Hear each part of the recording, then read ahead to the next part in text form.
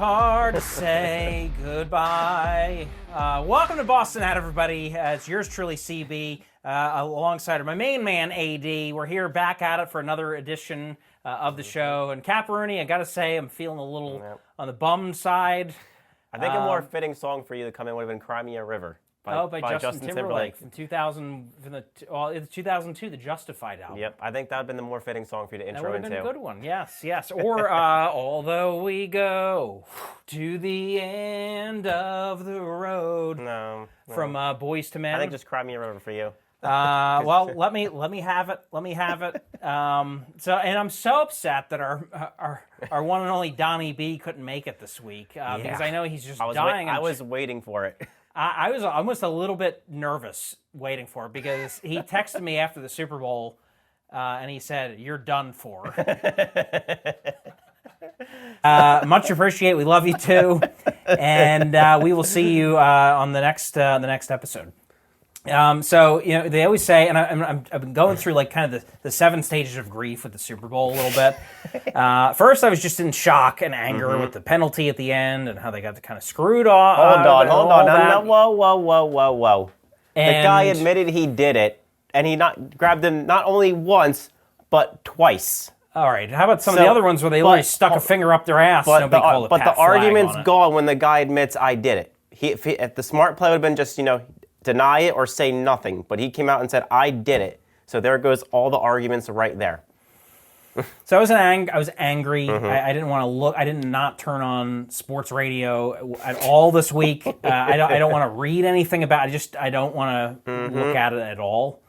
And then I've been going through sadness and all that, and now I'm kind of I'm like, all right, I've accepted it. Now we're kind of moving on. But part of that is stress eating a little bit. So I've got a little treat for us this week to help me kind of go through the grieving process. I've got ice cream sundaes. Yeah, this is your 5th one today. This is yes, because nothing goes better, nothing soothes the soul a little bit than like an ice cream sundae. So Caparoni and Boss, why don't you hop on and get you some? I got a little ice cream sundae. I got a full sundae bar, too, here. So I got some spoons here and kind of toppings galore. Let's get in here. There you go, Caparoni. Oh, love it. The Chiefs red M&Ms. I did, because you know what? You know what the funny thing is? I had green ones. I extracted all the green M&Ms. Are these from Christmas? No, they're unopened, but I had a bag of red and green M&Ms. They were holiday themed in there, so I extracted all the green ones and had green M&Ms all around the house in different dishes. Okay. To get pumped for the game. Okay. Well, there was your first mistake right there. Yes, and then Natalie kind of at the end of it, just I don't know if she ate them all or threw it out or. And then laughed at you and said, "My husband is a loser." A little too much. Oh, look, you choked like the Eagles. It's so funny. Oh my God. So what were your overall thoughts about going through the actual game as a fan, Because I know for me last year as a Rams fan, the emotions, like the high and lows of the game. So what was it for you, like watching that whole thing? So the week leading up to it was fun. I watched the first 5 Rocky movies, and I listened to sports radio every day, and I was reading about past Super Bowls, and I was just getting in the Super Bowl kind of spirit. Okay. Because it's just fun to do this time of year. Absolutely. I was thinking a lot about the last one and how cool it would be to have a second one and all that kind of good stuff. The day of rolls around. We had all this food, and we had a house full of people, and all that kind of good stuff. And I was feeling like feeling in the zone, just like I'm just ready to get to you were part of the time. team? Yes, and I was just ready to. I was in that Jalen Hurts zone where just like laser focused and. Okay. And it got to the point. It's like 3-4 o'clock. I'm like, I'm just waiting for this game to start. And I was starting to get nervous, and it's just like, the game itself is hard to really enjoy. Oh, absolutely. It's so hard to enjoy because you're just so nervous the whole time. Yep, you're just on the edge of your seat the whole time. I remember being that way last year. Like every single play, I was like crapping my pants pretty much with like what was going to happen, even though it was like the first quarter of the game. Yeah. But but when something good happens in your favor, it's like it's such a rush when something like Kenny Gainwell all broke a big run or scored a touchdown, and then we're up by 10 at one point. I'm like, holy shit, this is that was enlightening. It felt great. And at one point, and And then the sad part was, not a sad part because I don't wish any harm on anybody, but Patrick Mahomes looked like he re-injured his ankle. And I'm like, oh. Yep. No. You're like, oh, no. I'm like, and I'm like, he's done. I was like, he's done for. Chad Henne's going to come in, and that's it. The Eagles are going to win another title. I'm like, that's what I thought. I'm like, the Eagles are going to win this. Like, there's no way he's going to be 100% after the halftime.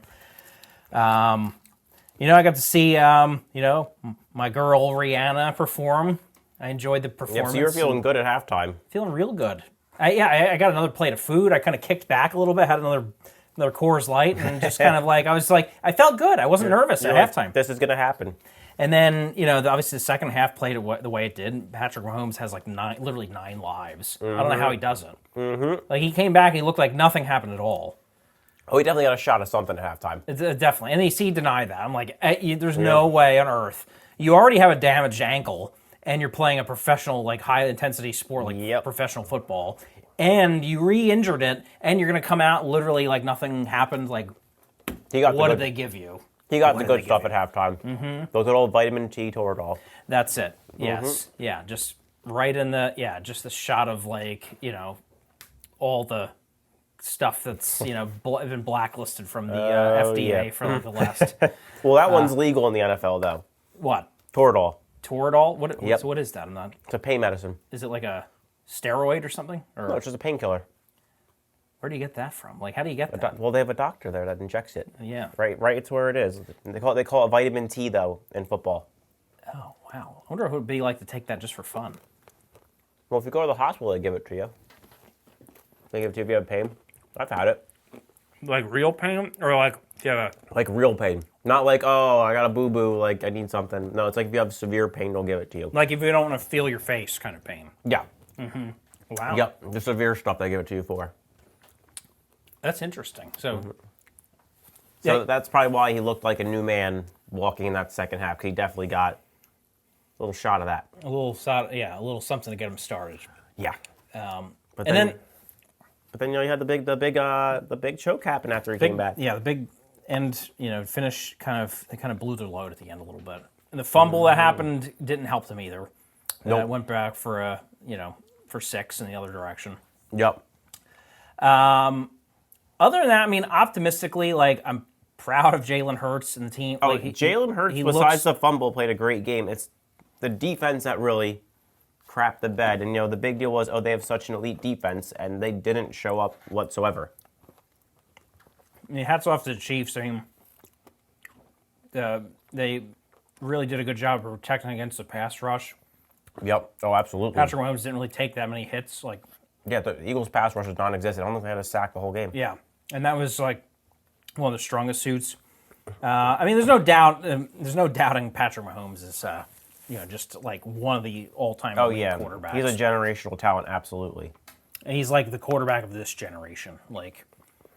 We had Tom Brady in the last one, kind of closing the door here. I think this kind of cements his legacy a little bit. Yeah, some people are saying Mahomes is a Hall of Famer just after 5 years of starting. Yeah, if he hung it up right now, he would absolutely be in there. I would say he's in the conversation, absolutely for sure. But yeah, I don't know if he would get it based on just the lack of years he's played, but he's definitely on that trajectory, I would say. I would think so. If he definitely goes another 3 years, which he absolutely will, because he's only 27. And he's on a 10-year deal. Yeah, for $500 million. I think it's probably.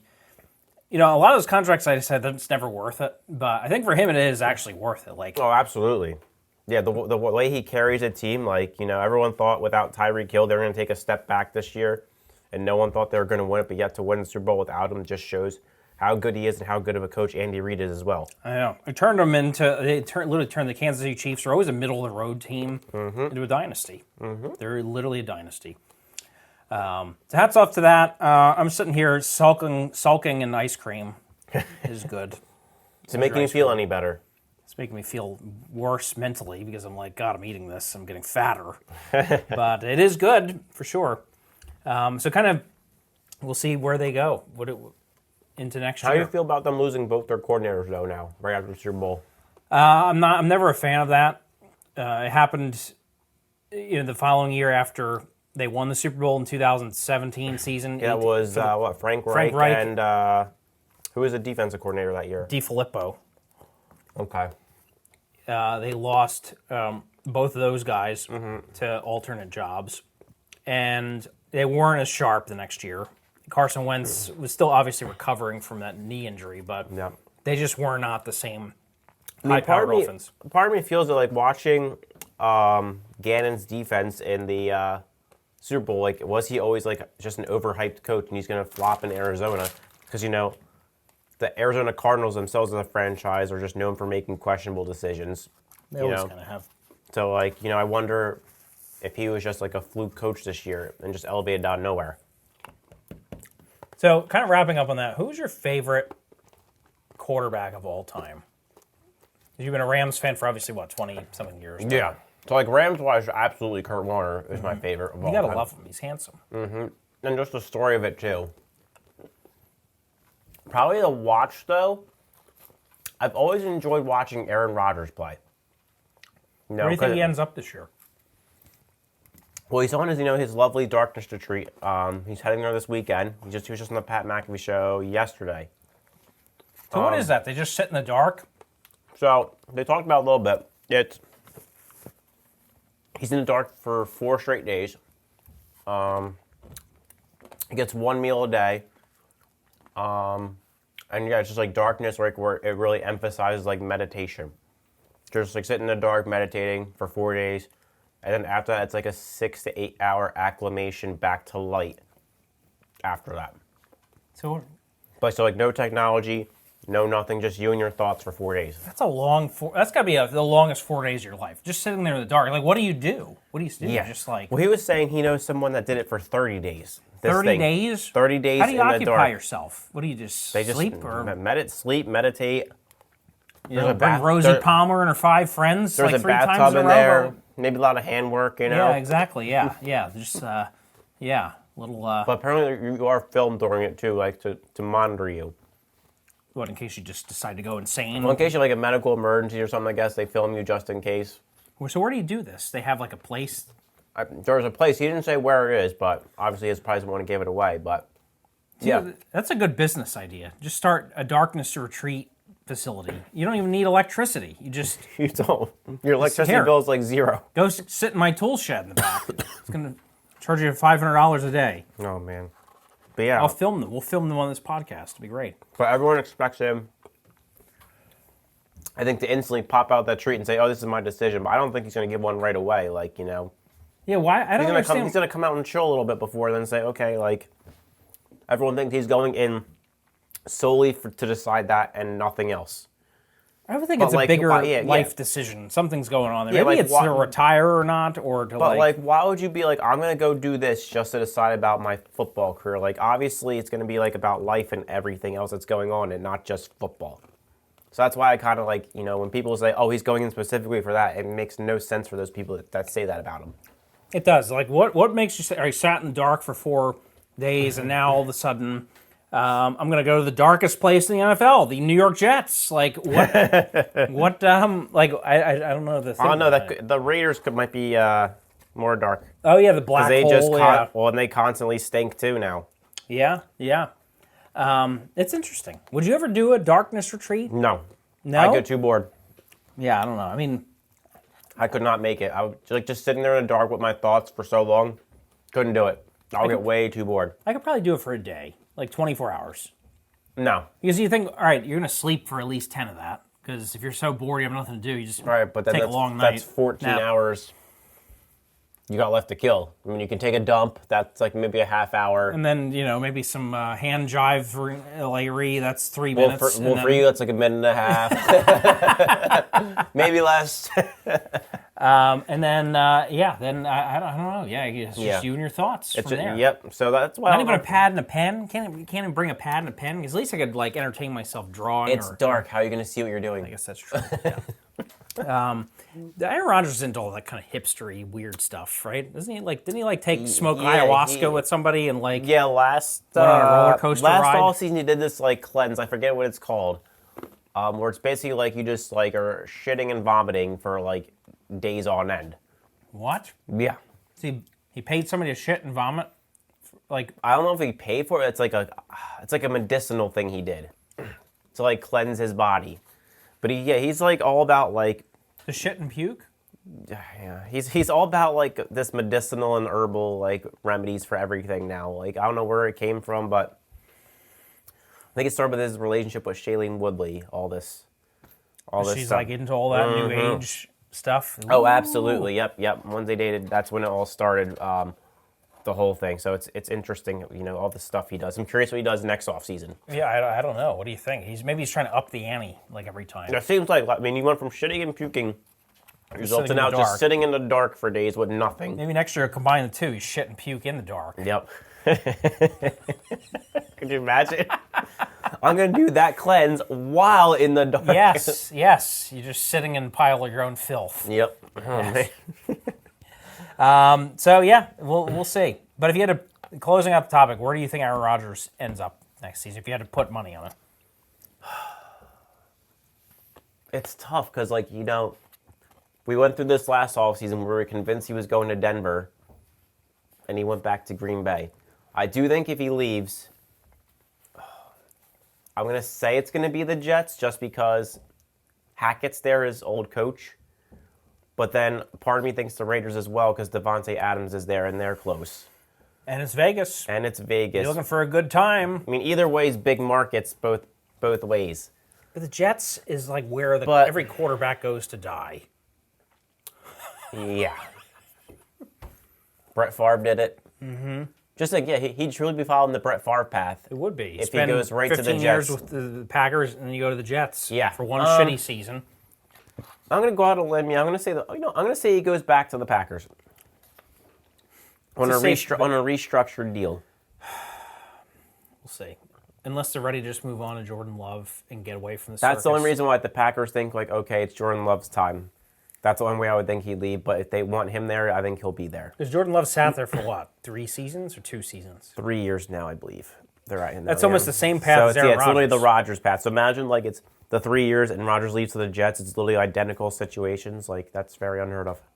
And I think for a quarterback's development, that's probably the best case scenario. Let them sit for 3 years. They're going to know that playbook better than anybody else. They're going to. Well, I would say at least for a developmental guy, because that's what Love was. You definitely let him sit, but because when he played 2 years ago, he looked like complete crap. This year when he played, he looked a little better. So I'd be curious how he'd look in year 4 with actual full off season as a starter. Yeah. I mean, Aaron Rodgers sat for 3 years, and he would come in sparingly in blowouts or when Brett Favre had to step out for a minute, and he didn't look that great. But when he came in as the starter in 2008, he looked studly. Yeah. Looked great right away. Yep. They ended up going with the and he was in the Super Bowl only 2 years later. And he was his first of the scrambling around, being able to pass from the pocket. You had Michael Vick who just scrambled and ran, but Aaron Rodgers was the first that was mobile but did it to throw the ball, not to just run. Yeah.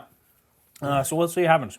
I'm going to say the Raiders because Devontae Adams, if you want one more shot to win, play a little blackjack, get a couple of stakes, Well, if he does leave Green Bay, out of those 2 options, he is upgrading the weapons he has around him no matter what. Because the Packers' options are not very good. For sure. But we'll see.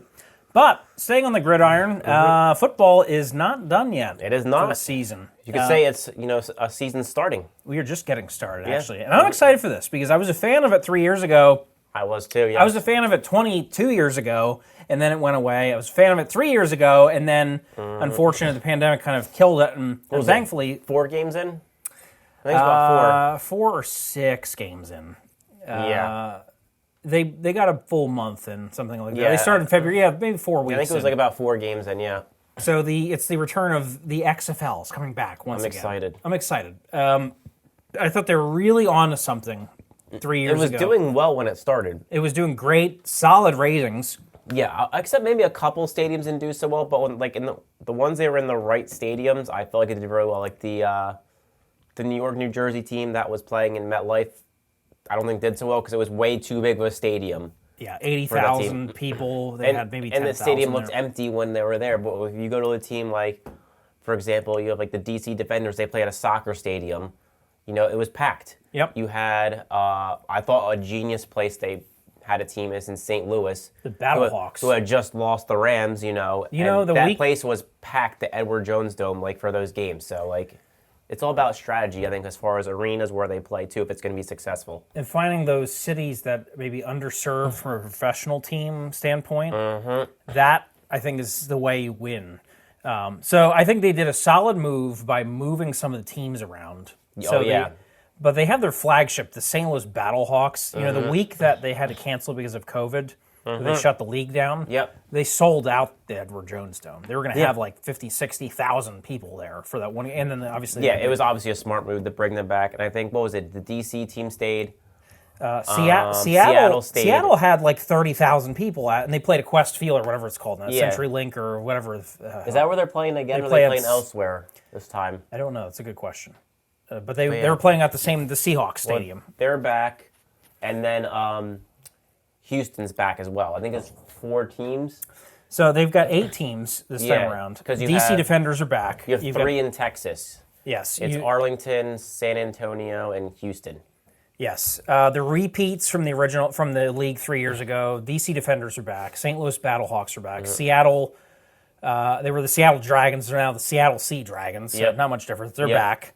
Then you have the Houston. You said right. Houston Roughnecks are back. You have they were the Dallas Renegades. Yeah, they're the Arlington Renegades. Yeah, literally Arlington, Dallas. Yeah, like tomato, potato. They're like neighboring towns. Yep. And then they moved a couple of teams. One's in Orlando now. The Orlando Guardians, I think it is. Yeah, so that was formerly the New York team. Yeah, they moved to Orlando, which I think is a solid move. You have the Las Vegas Vipers now. Yes, they were in Tampa Bay last 3 years ago. So I think it's a good opportunity. There's a lot of young talent out there that, as you saw this past 2 seasons, a lot of the the young stars that had a chance as a backup and even came in and started for a while.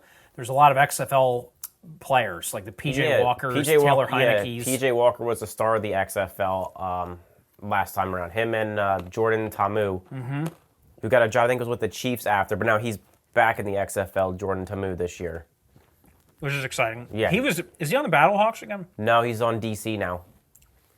Why wouldn't that would make sense to just put him on the... I don't know how it worked with assigning players to teams. But... So I know he was after they had the XFL draft and he signed. So I think he was somewhere else and decided to come play for the XFL, so that he signed with the Defenders.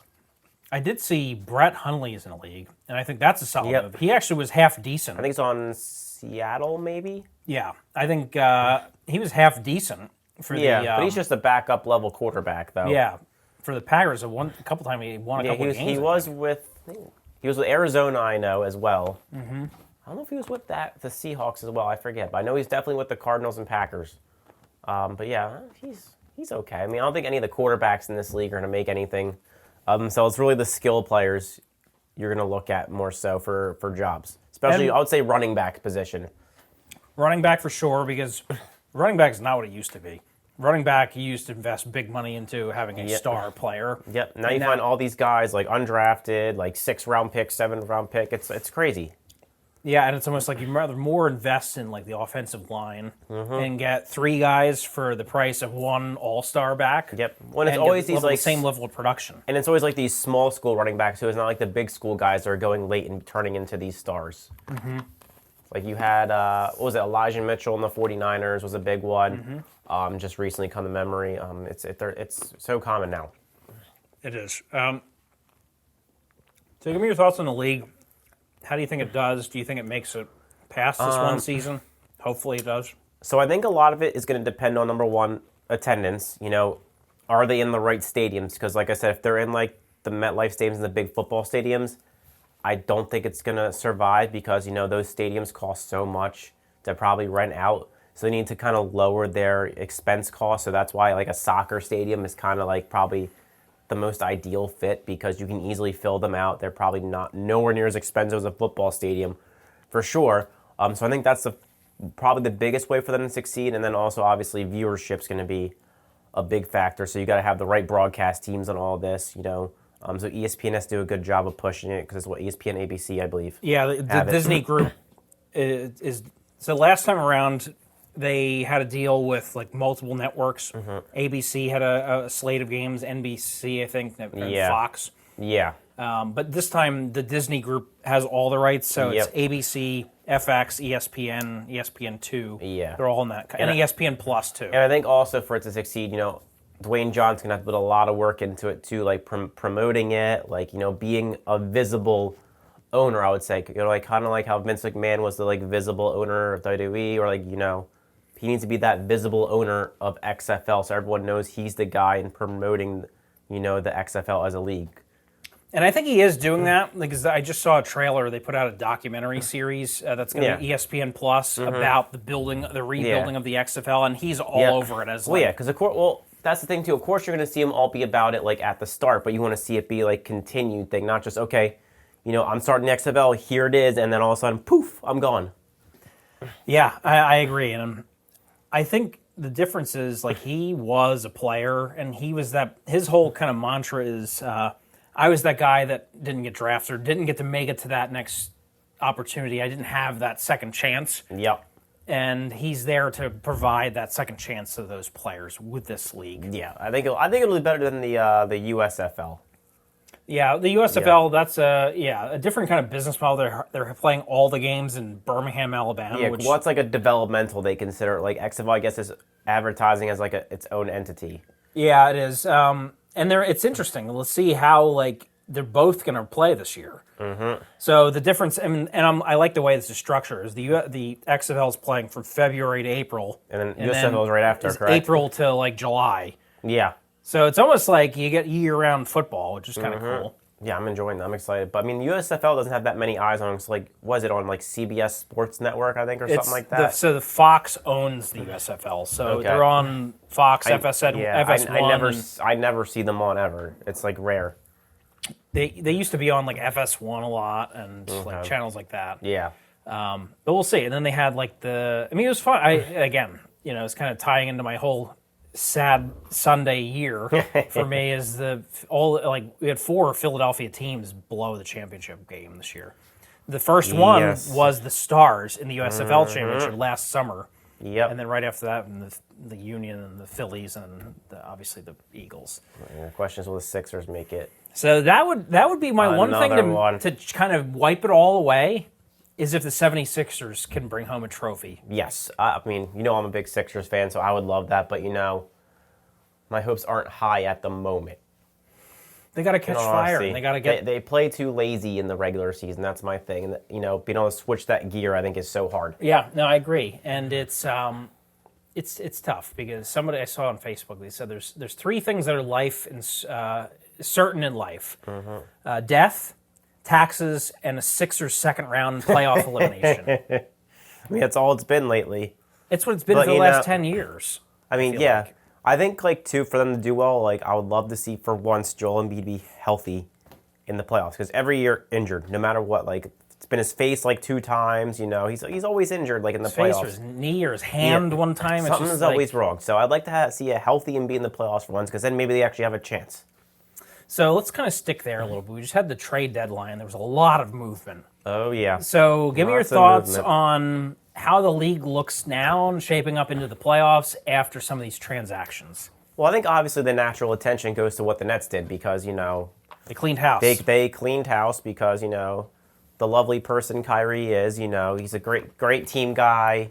He really cares about his teammates. Requested a trade. Was I shocked?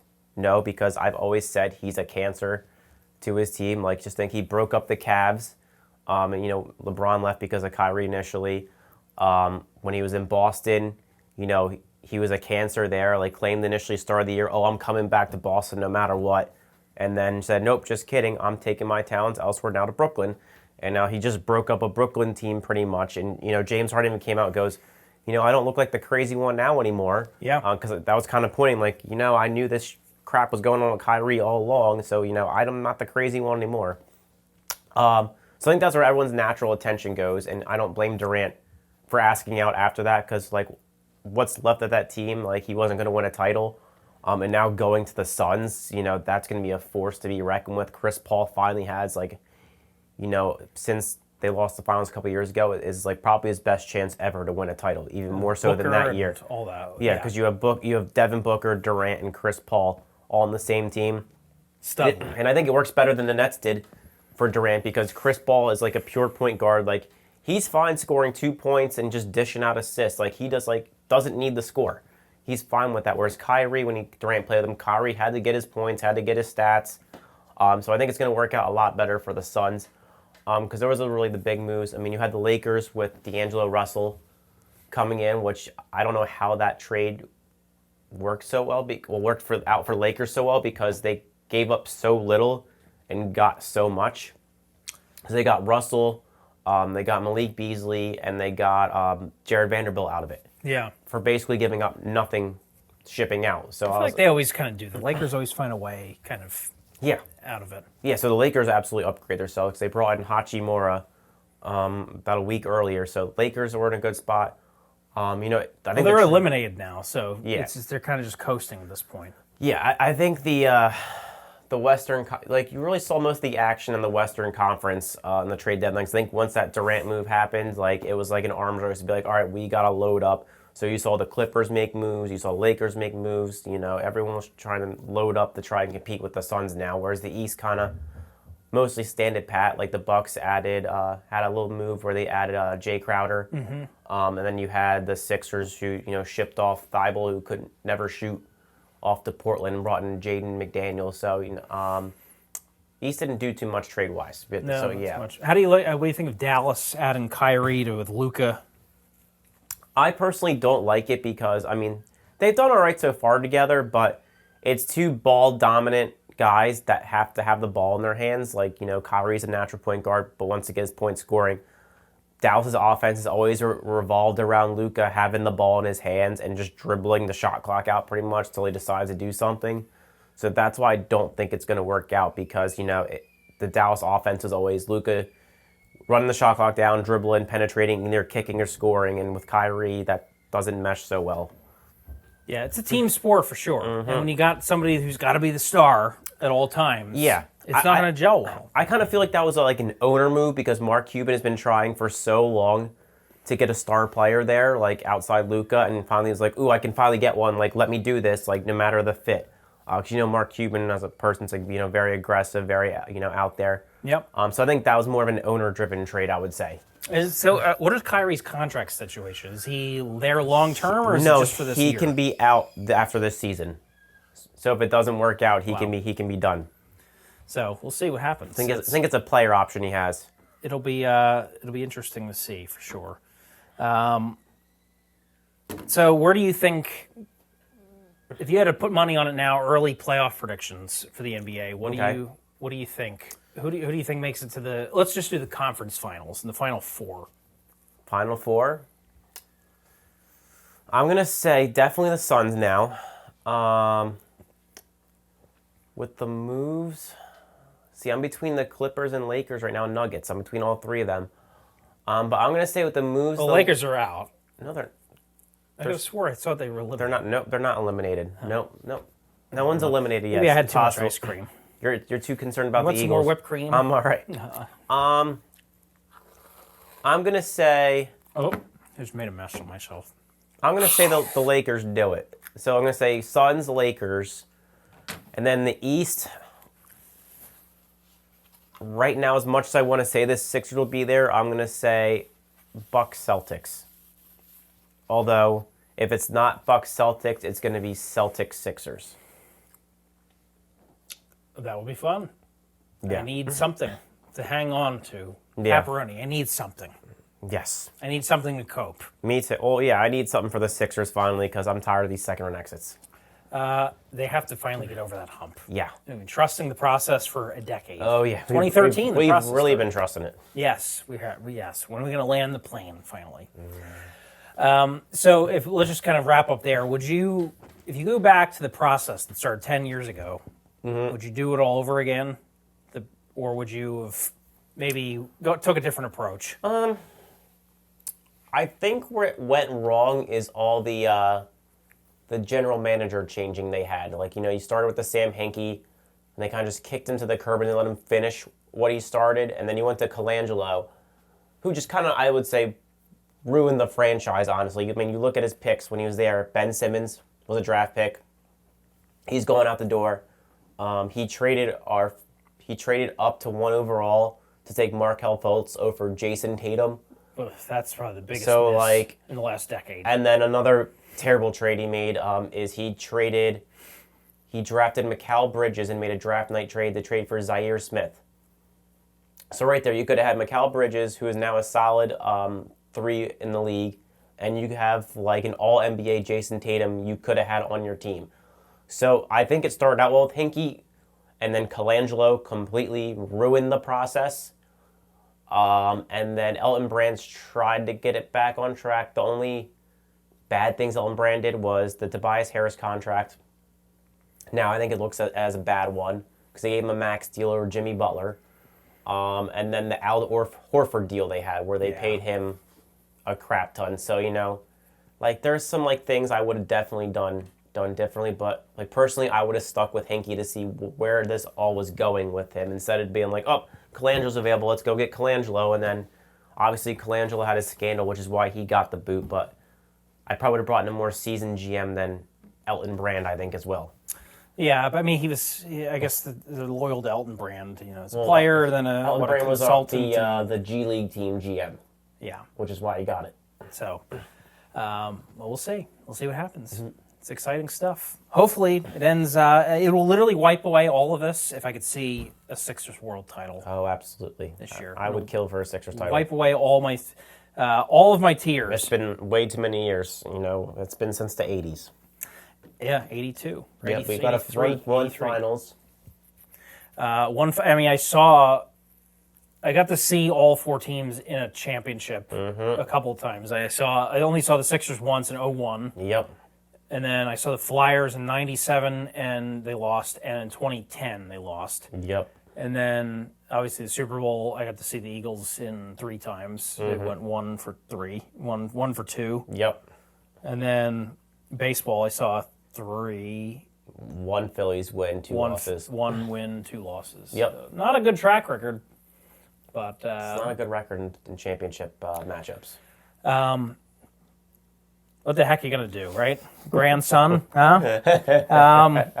So just want to switch gears a little bit because I was scrolling her Instagram and I always see these, and I get excited. This time of year, you start to see like some of the summer concert lineups that get populated. I saw Yellow Card is coming back for the 20th anniversary of Ocean Avenue. Story of the Year. Story of the Year is coming out with the new album. Like I think it's is it out next already? month. Next month. Next month. I believe March. It came out already, or maybe they've released some songs. They've released 4 songs for it so far, and then I think the album comes out next month. I'm stoked, and they're going to be playing on that tour with Yellow Card, so it's just and Story of the Year never goes on tour. Yeah, I literally pop for that. Every time they're in like St. Louis area only, I think, nowhere else. Because they kind of went away for a while. It's been a long while since they've been away. I would say at least like 10 years. It feels like. Well, they had an album, obviously 2003. I think they had another one between 2007 or 2008. They had the Black Swan. They had one in 2010. Was it The Constant? Constant was 2010. Yeah. Then they went away for a while. Then I think they re-released, like they did like a best of thing. Yeah, there was no but since they haven't they had one in 2017. Wolves came out in 2017. That's right. Yep. Yeah. So it's been. And then another 6 years later. So yeah, they're definitely good at taking time off, I would say. So I got pumped for all this. I'd love to get out to some shows this year. So Breaking Benjamin's doing a tour with They were great live, I saw them. who are they with? I sent you the screen. I was like, we had to look. Do they have a different? Yeah. I saw them too, and they were great too. Do they have a different lead singer now, Breaking Benjamin? I don't know. It's not Benjamin himself. I thought he became sober, and he's still doing it. Because I'm remember thinking of another band. Was it 3 Days Grace? Maybe They've got a different singer. Yeah. They sound that's completely what it was. different. Yeah. Someone changed their lead singer, and I was like, they sound terrible now.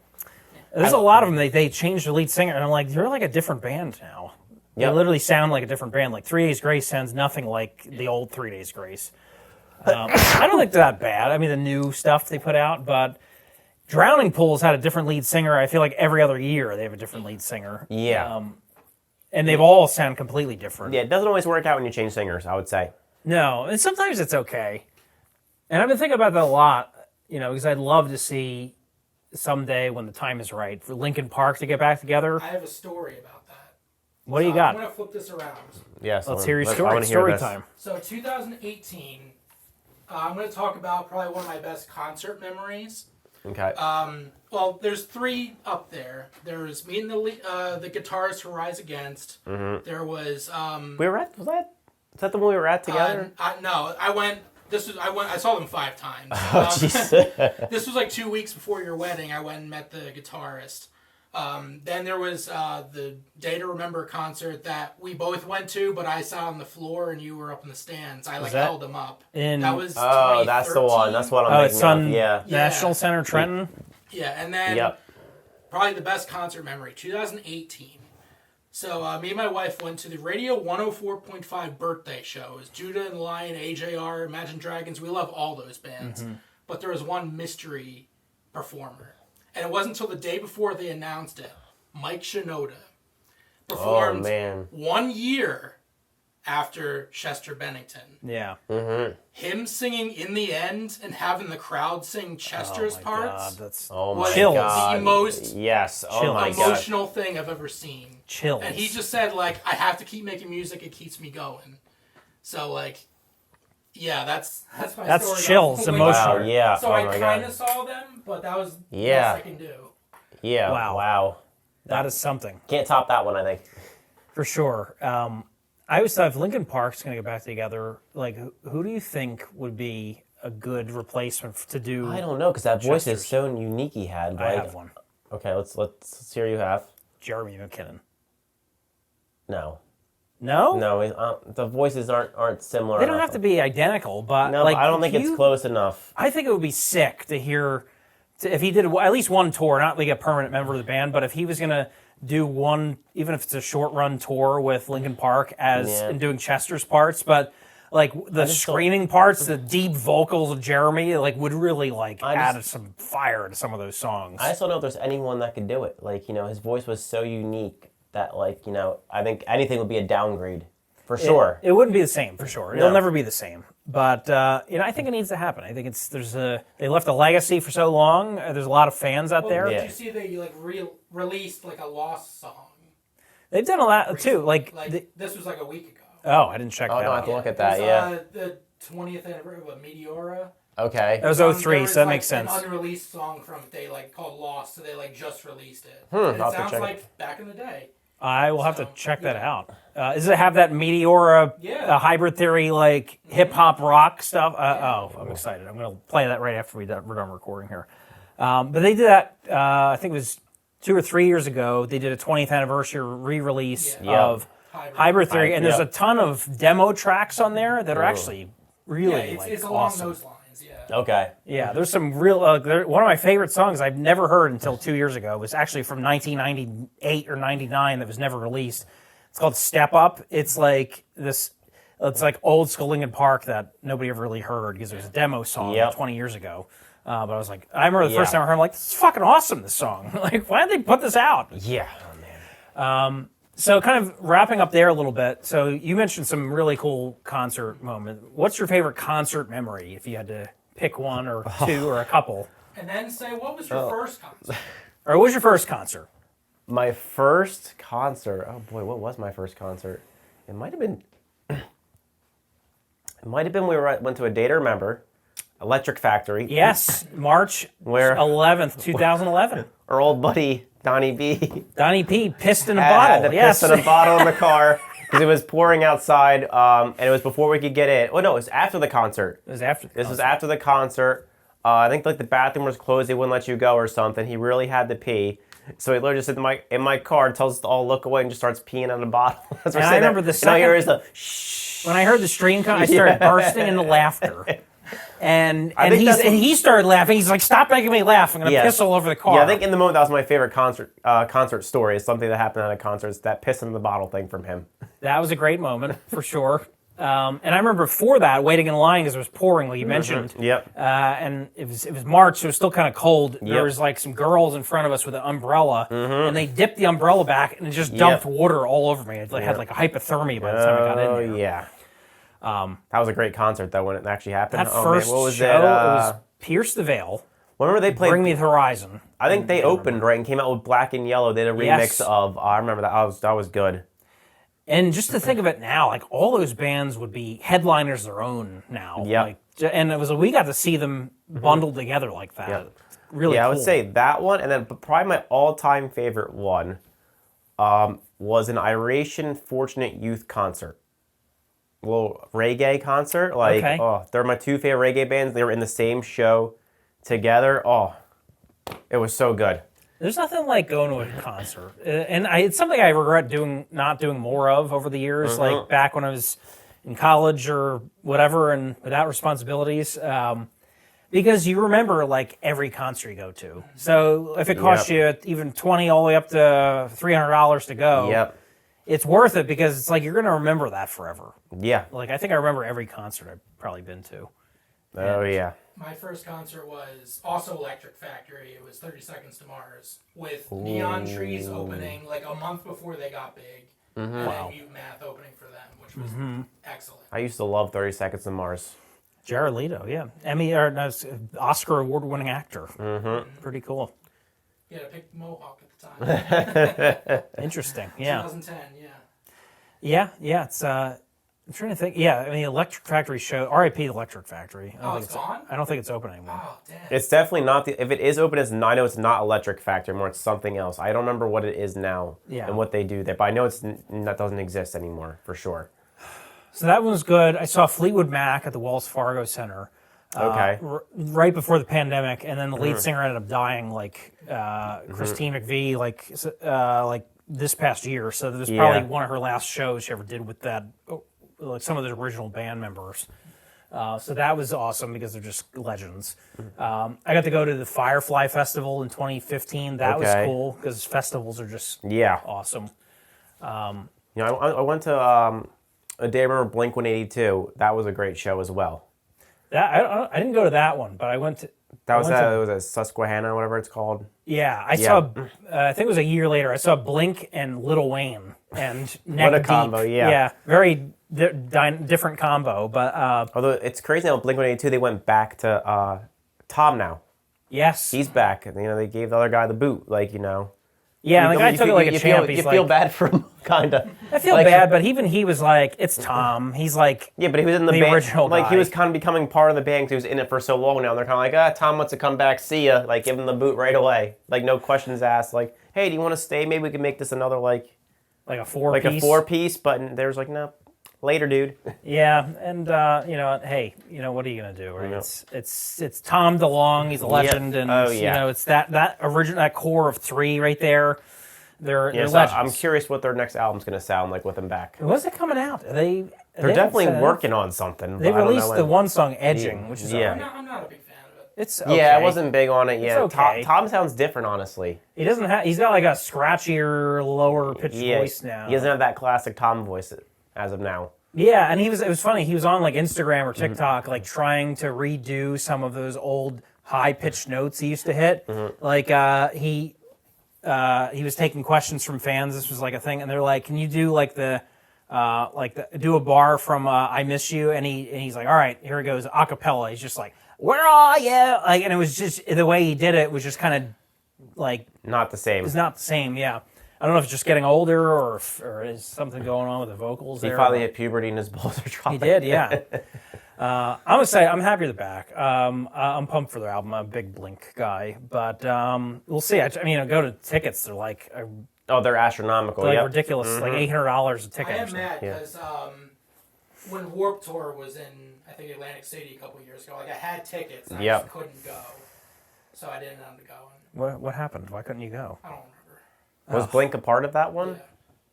They're not doing Warped this year, but they're doing like something else called Adjacent Festival. Yeah. Blink is on that, and Andrew McMahon's there. And I'll kind of wrap on this. Probably one of the coolest concert experiences I went to. I saw Andrew McMahon. No, it was Jack's Mannequin, but it was at a small movie theater in New York City. Natalie's huge fans of them, so she's like, she got tickets in a raffle. She's like, "Oh my God, you're coming with me." It's back when we were dating in college, and I go there. There's like literally 30 people there, and they're a pretty big alternative band playing like an acoustic set, and they had on the screen they made like short films like that go along with the music. Yeah, and then they did like a meet and greet, so I got to meet like Andrew McMahon and the band like right after. And I'm not the biggest Jack Mannequin or Andrew McMahon fan. I like them for sure. But I'm not like a super fan. But just to be there in a setting like that, that was really cool. I'll never forget that. 2011. So fun stuff. Hope to get out to a couple of shows this summer, or at least one show. Yeah, everyone's going back on the tour finally. Let's go to that Breaking Benjamin show. I saw them acoustic and they were great. So That would be cool. Yeah, I might have missed the A Day Remember acoustic tour.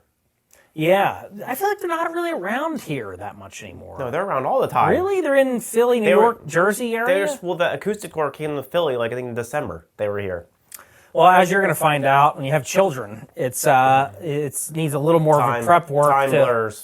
Time blurs, and to like get out of the house, like to do something, you have to like it's super like a lot of arrangements. But so let's kind of pivot a little bit because we kind of talk about this a little bit, and people are always trying to give advice for different things, and we've kind of toyed around the idea of doing something tying into relation. I think when we were moving boxes at your house with our other friend Chris, we were kind of talking about different like relationship advice. So kind of doing the pivot a little bit. What would you say is you've been married for a little while now? What would you say is some bad or relationship advice that you give to perhaps our friend over here who couldn't be with us tonight? That like what he shouldn't do. Yes.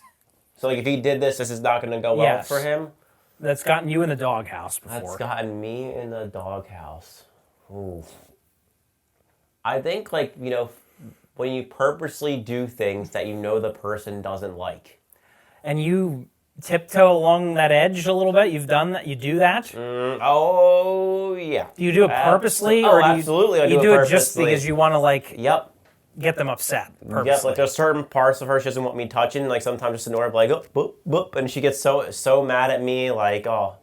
So what's like an unusual thing that she would get mad at you for that might not seem like a big deal? I'll give you an example. Okay. If I am laying on her side of the bed, all hell breaks loose. It's like a big thing. Like one time I went in there and I just took a nap and I was laying on her side of the bed and she had freaked out at me. She's like, "You're on my side of the bed." And I'm like, "You're not here. Who cares?" She's like, "That's my side." I'm like, okay, I guess we're going to play this game now. At first, she used to get furious at me when because I love to wear my shoes. Like, my feet get cold so, like, easily no matter what. I used to just go into bed and have my shoes on my feet, and she used to hate it. And her, like, biggest pet peeve, like, even if my shoes are off, is when my feet touch her pillow. So, like, sometimes be a jerk. Like, I'll just have my socks on and purposely, like, if she's annoying me, I'll just take my feet and, like, kick them up all over my pillow like that. Just really kind of just add some salt. Yeah, I'm like, oh, yeah, look at this pillow now. Like, and she gets so mad at me. So that's a nice little simple thing she gets mad at me about. Her biggest pet peeve from me is, like, her hair. Her hair? It's everywhere. She sheds like a dog. I can see that, yes. I deal with a similar thing. I've got a wife with very, very charismatic hair. And, it ends up leaving a mark everywhere. Yeah, but I think definitely that'd be to do things that, that annoy them on purpose. Yes. That would definitely do it. But mine, I don't know. Somehow I'm still married, but Mine is, my piece is like there's no really winning an argument. And even if you do have a good case for it. So the bad advice would be, always try to win an argument. Yes, because it's literally impossible. I think it's impossible to win an argument with a woman. Here's the thing. Here's the thing. It's a weird thing in my family, like where the men always have to have the last word. So anytime my wife and I argue, I always have to have the last word, no matter what. So no matter what, I feel like I walk out winning no matter what because I always have to get the last word in. And if I get the last word, I feel like I'm a winner. But I feel like that's bad relationship advice, though, saying always have the last word. Yes. I wouldn't recommend that either. Because even if you do and you feel like you've conquered the situation, I feel like they don't forget anything. Nope. And they'll bring it up like 5 years later.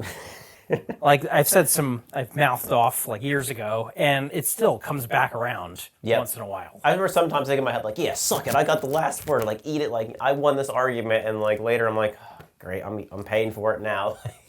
Yeah, I mean, and if she wants me to do something, she doesn't yell or forcefully tell me to do it. She will just subtly like drive me nuts about it until until I get up and just do it. Like one time I'm sitting there watching a game, and she's like, "Hey, I thought you were going to clean out the fridge." And I'm like, "I'll do it after the game's over. I'll do it later." Mm-hmm. And I'm sitting there watching it, and then she'll like come back in the room 15 minutes later, be like, "There he is, just sitting there watching a game." See, she doesn't do that to me. Dirty fridge, and I literally lose my mind. Like, that's it. I go up, I start pulling stuff out of the shelves, and I'm like, "That's it. We're cleaning the fridge." She likes to play a game of Clue with me pretty much. Like she's like, I had a couple things for you to do, and I'm like sitting there like, I already forgot. I'm like, what? What do you want me to do? Like, you remember those things? I'm like, okay, just spit it out. And she like makes it like a mystery every time, and I'm like, just tell me, and maybe it'll pop in my head and I'll do it. But playing this dance around mystery game, I'm never gonna figure it out, and it's not gonna get done. Do you ever come clean and say, "I'm sorry, I wasn't paying attention"? Oh yeah, it happened today. Because I usually try to say, "Yeah, I know what you're talking about," and I'm like trying to dig in my membranes to like remember what was I supposed to do or not do. Well, because sometimes she'll so when I get home from work, I like to decompress and just blank out for a while. Yeah. And she'll come in guns blazing, trying to tell me things, and I just completely don't pay attention and forget every single thing she says. And she tells me later, remember this word? I'm like, honestly, no. So that's probably bad advice to actually pay attention when they talk to you. Yes. Yes. But I think everyone needs that time to when they get home from work, just decompress a little bit. I don't think anyone wants to be grilled when they walk in the door. No, and that's mine in the bathroom. The bathroom's like my sanctuary. Yep. I go in there, it's like my office. Mm-hmm. I get some thinking done. Yeah, that's the think tank. It's the think tank. That's where all my ideas come from. And I prepare for things. I check my emails, scroll through social media. It's just nobody bothers. It's in there. Especially when you have kids. Especially when you have kids, you really need the think tank. It is, for sure. Yes. But we'll see. And then they start knocking on the door. My 2-year-old, I'm like, "Daddy, be right out. Just give me a minute." Yep. So we're going to wrap up here with one more segment. Okay. And this is one of our staples here. This is a Would You Rather question. So you ready? I'm ready. You ready, Caproni? All right, here we go. All right. Would you rather, first question, would you rather take a laxative before an important meeting or try to seduce a senior citizen? How old's the senior citizen? So is it 78. 78? Oh, man. Not 59. Where they could still do I kind of have be to do hot. anything with the senior citizen, or I'm just No, seducing you got to try them? to seduce them. But do I have to do anything with them? No, there's no contact. I would say seduce senior citizen because honestly, just think you're in the meeting, you're taking that laxative, you're just shitting your pants in a meeting, and sitting in a pile of mush. Well, all right. Now, what if I had to add some physical contact in? You actually had to go through the Your act. wife is there in the room. Well, it's all compliant. They're okay with it. Oh, okay. Oh, then I'm shitting my pants like a baby. I'm throwing on a pair of Depends and being like, all right, let's let it fly. All right, let's do a couple of easier ones, layups here. Oh, I like the hard ones, though. Well, we'll escalate it a little bit. Right, We'll come out firing. We're building a card here. We come out with the opening contest. It's a little fire, and then we have the slow burns a little bit. All right. Okay. What would you rather get rid of? Would you rather get rid of pizza or burgers forever? Those are my two favorite foods, too, pretty much. One is you can never have it again for the rest of your life. I'm going to get rid of burgers. Okay. I love a nice pizza. Yeah, it's tough, especially when they do it right. All right. Would you rather try to drink a gallon of milk in one sitting or eat a handful of ghost peppers? Gallon of milk. You'd easily vomit your brains out. Gallon of milk easily. Or burn your insides out. So either one. Exactly. I'd rather drink it. It's not spicy. Next question. Would you rather listen to bluegrass for 24 hours straight or... I'm probably going to pick whatever's next, honestly, because I hate country. Here we go. Or be forced to read a terms and conditions page out loud. Yep, terms and conditions page. I'm reading it. Yep. No ukulele for you? No little southern twang or whatever, No, I can't stand it. All right. Would you rather swim with a shark or an alligator? It doesn't matter. Yeah. If you had to pick one. You get $1 million waiting for you if you last 10 minutes. You know what? I'm going to say the shark because you didn't say what kind of shark it was. Oh, you're going to pick the little tiny little one. No, they're both... Hell yeah, I'm picking the tiny little right, shark. I'm going to say shark because alligator can go on land after. Yep, that is true. That's my only chance. Yeah, that's true. I'd probably pick the shark because I think their vision isn't that great. So if you can try to figure out how to Yeah. God, both are petrifying. And I feel like if you, let's say you even got bitten by a shark, if you just elbowed it and punched it in the snout, like Yeah. I think you might have a better chance of surviving. Whereas an alligator, I think you're just fucked. Yeah, you're fucked. Yeah. You're fucked, and there's no way of getting out of that jaw. Like Absolutely. you might lose a leg with a shark. You're probably gonna die with an alligator. All right, we're gonna dial it up a little bit. Would you rather spend a week in a maximum security prison or fight a professional MMA fighter for 5 rounds? Tough one. 5 rounds too. It can't just be laid 5 out. rounds, not just lay down and take a knockout. Like you have to get manhandled for 5 You said a rounds. week in the max security? A week. And you have to carry around whatever the felony you did for the rest of your life. No, we'll just leave it. We'll just leave it. You gotta spend a week there. Man. With the worst people in history. I mean, prison fights, professional fights. I think I'm gonna go with the week in prison just because I'm gonna pray the guards will be there to save me. That's a good way of thinking about it. Because if you could just hang out near the guards and Yep. hopefully just not make too much of a commotion. Yep. Okay. Would you rather sell lingerie door to door or clean porta potties after a festival? Sell lingerie door to door. Yeah. Those porta potties are nasty. Yes. I would love to hear your sales pitch for lingerie. Just imagine knocking on an 80-year-old grandma. You got to just walk around Hamilton Township and say, "Hey, you see what I got here? What do you think? Look at this. Yeah, Look at this. yeah. Look at this. It's pure lycra spandex. Are you trying to spice some things up for your loved one? Yeah. What do you think? Look, Yep. there's a hole right in the crotch. You know. Yep. We gotta start with the lead. How do you feel about lace? They're Do look, you like laces? You use them every day. You tie your shoes with them. It's how would you like lace, it right? in your intimate areas? Now, how would you like to have lace on your crotch He's maybe something for your fellow and on your in there. chesticles? Yes. Yeah. How would that make you feel? I mean, I would definitely pick the lingerie. I would just Yeah. try to make it not as weird as possible. I feel like no matter what, it's weird. That's definitely gonna be weird. But then again, that's how Victoria's Secret started pretty much. It was a guy who, was embarrassed about buying lingerie for his wife, so he started his own thing. I think they have those. I think this is a real thing. They have those things where women sell things to each other. There's I don't know if they're called penis parties or something like that, but they sell. Oh, man. They sell I think that's sex toys. dildos. You just Yeah, that's it's not lingerie, that's for sure. I want to hear your sales pitch for that. what, the penis party? Yeah. Yeah, man. I'd have to work on it. I'll get back to you. I'll think of something. I could sell anything. All right. Would you rather be tarred and feathered in public or thrown down the stairs? Wait, be what? And feathered? Would you rather be tarred and feathered in public Okay. or thrown down the stairs?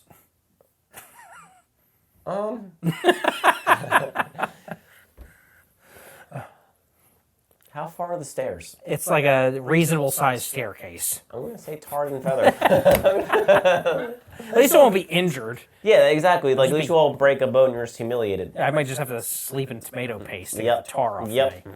All right. Would you rather egg somebody's house or yell penis repeatedly out of a bullhorn in a public library? Penis. You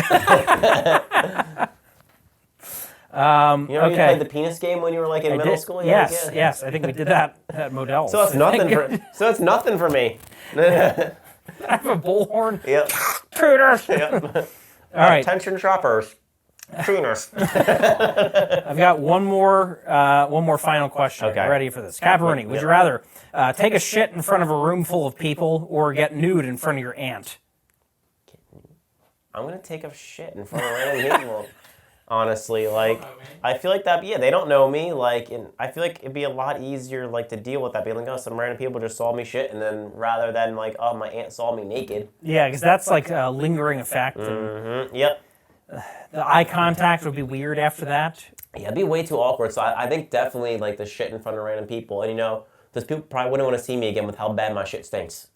There you go. I might clear the room out, so they might not see much. Yeah, that's a tough one. Yeah. probably go for the same.